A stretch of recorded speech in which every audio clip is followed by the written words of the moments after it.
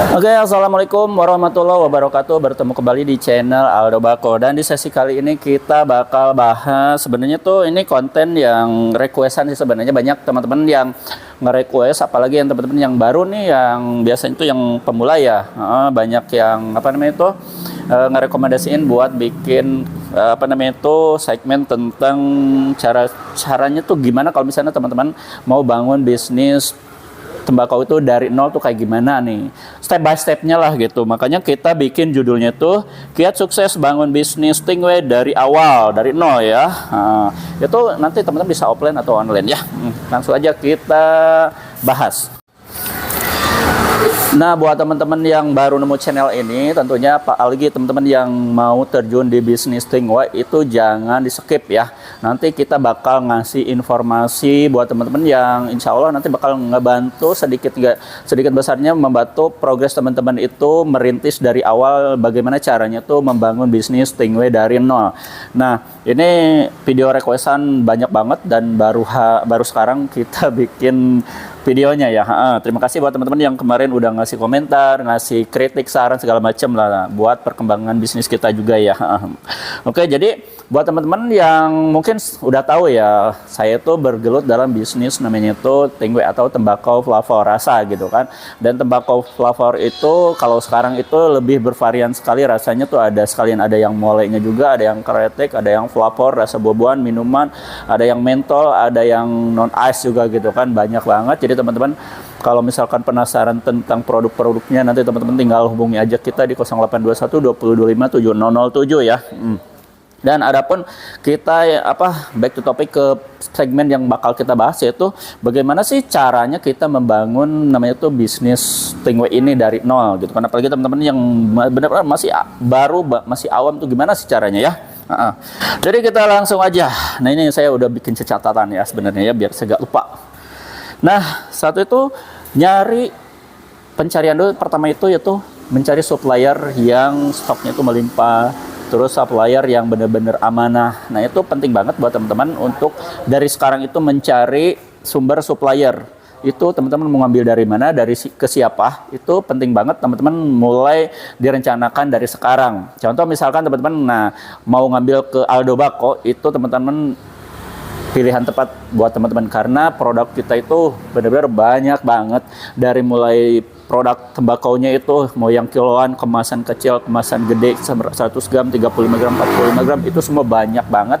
Terus varian rasanya tuh banyak banget, dari mole, kretek juga ada berbagai macam gitu kan, berbagai macam rasa, berbagai macam brand, itu kita masuk semua ke sini. Terus perlengkapan juga banyak banget. Itu perlengkapan linting, dari linting selorok, beca, stainless, terus yang injektor manual, injektor elektrik gitu, itu masuk semua ada di kita. Nah, itu contohnya kalau teman-teman misalkan mau ngambil namanya itu supplier bekerja sama atau misalnya dengan Aldo Bako, itu pilihan tepat buat teman-teman ya. Jadi pertama nyari supplier. Jadi cari dulu supplier yang menurut teman-teman itu amanah, terpercaya, terus stoknya banyak. Ini stoknya itu nggak boleh sampai kosong. Karena gini, ketika teman-teman mempunyai supplier, ternyata produknya itu terbatas. Bayangin teman-teman, ketika teman-teman bisnisnya udah mulai meroket, terus banyak pemesanan, terus produk atau misalnya stok nggak ada, bayangin. Itu lambat laun bakal mempengaruhi progres namanya itu perkembangan bisnis teman-teman. Itu ya, jadi cari suppliernya dulu. Terus kedua, perencanaan nyari modal atau sumber modal dari siapa, dari mana maksud saya itu kan. Nah, itu penting banget karena memang ya kita mau jualan juga kita butuh modal. Modal itu sebenarnya ada dua kan, SDM sama SDA. SDM itu tentunya ya kita punya modal enggak, edukasi kita itu sejauh mana, pengetahuan kita sejauh mana, skill kita sejauh mana dalam nanti itu menjalankan bisnis ini. Nah, gitu kan, artinya teman-teman nanti harus banyak sering-sering baca buku, nyari informasi yang yang lengkap, mau di YouTube, ikuti seminar segala macam, itu yang mendukung nanti itu kedepannya progres teman-teman. Nah, contoh misalkan ya teman-teman beli buku lah, baca buku, e-book segala macam, atau nonton seminar tentang bisnis itu penting banget ya. Jadi itu dari segi SDM. Nah, dari segi SDA berarti teman-teman harus nyari produk itu harus dibeli. Nah, pembeliannya itu teman-teman membutuhkan namanya itu modal. Nah, modalnya tuh teman-teman nanti usahakan dari modal pribadi. Ingat ya, ini saya selalu tekankan garis bawahi itu teman-teman harus nyari permodalan itu dari kantong pribadi, dari dompet sendiri gitu kan. Jangan ngambil dari peminjaman, sumber pinjaman dari misalkan contoh dari Bank Emok yang aku berjanji gitu kan tiap minggu kayak gitu, atau misalkan dari apa ya, dari bank-bank konvensional. Karena gini loh teman-teman, karena yang ditakutkan gini loh, jadi ketika teman-teman belum tahu target pasar kayak gimana, omset juga belum tahu, terus misalkan profitnya berapa belum terhitung, tiba-tiba teman-teman ngambil sumber permodalan dari bank konvensional, itu bayangin teman-teman, nanti bati juga untung belum dapat, sementara tiap bulan atau tiap minggu teman-teman harus bayar.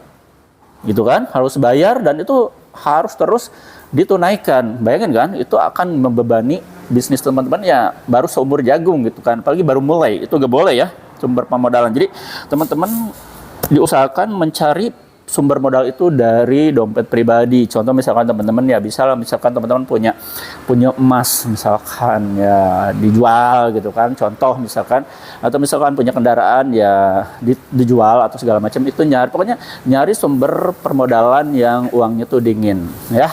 Jangan minjem ke teman sekarang berbahaya karena ada istilah pinjam dulu 100 besok gua ganti, itu gak boleh.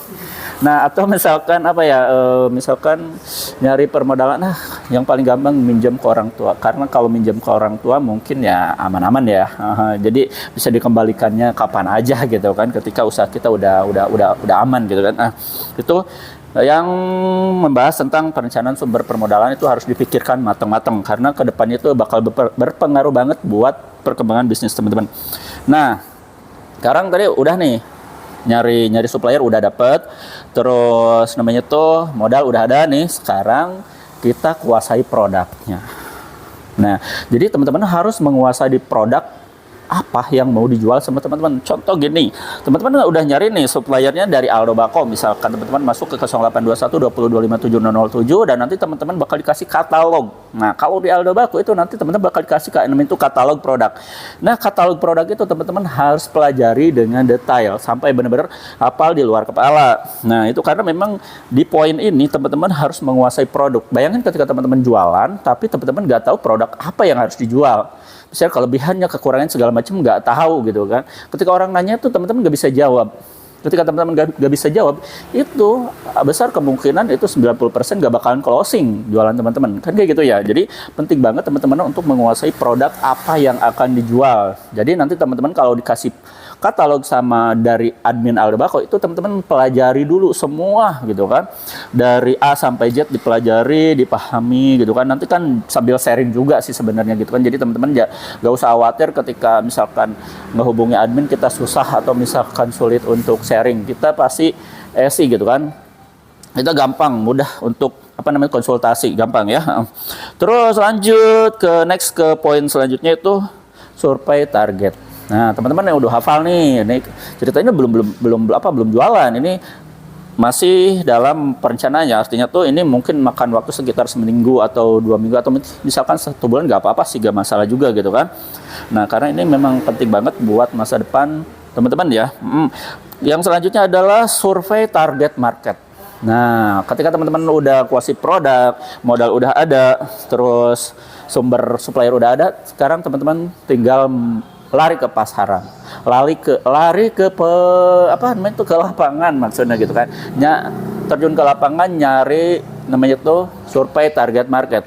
Nah, contoh di teman-teman itu misalkan dalam satu desa lah ya, atau satu kecamatan ya, dalam satu desa aja dulu, kira-kira yang masuk ke segmen pasar produk yang mau dijual sama teman-teman tuh apa aja, usianya berapa gitu kan, terus mereka tuh aktivitasnya apa aja, terus dia tuh hobinya apa gitu kan. Sumber nyari target market itu survei itu kayak gitu. Terus nyari mereka itu lebih dominan untuk ke produk apa.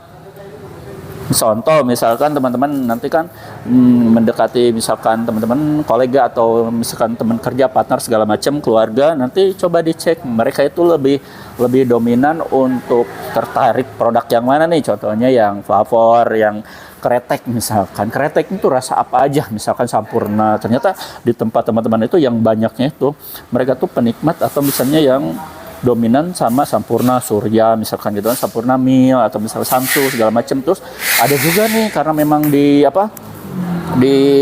tempat teman-teman tuh banyaknya anak muda. Terus mereka tuh dulunya sering ngepape gitu. Nah, jadi mereka mau nih nyobain produk yang flavor. Ada yang mentolnya, ada yang non esnya gitu kan, ada yang buah-buahan, ada yang minuman gitu kan. Nah, itu nanti teman-teman catat. Itu buat bahan perbandingan nih kira-kira market teman-teman tuh yang mana yang lebih dominan gitu kan. Jadi nanti si produk ini yang lebih dibanyakin tuh yang itu. Nah, itu teman-teman ya. Nah,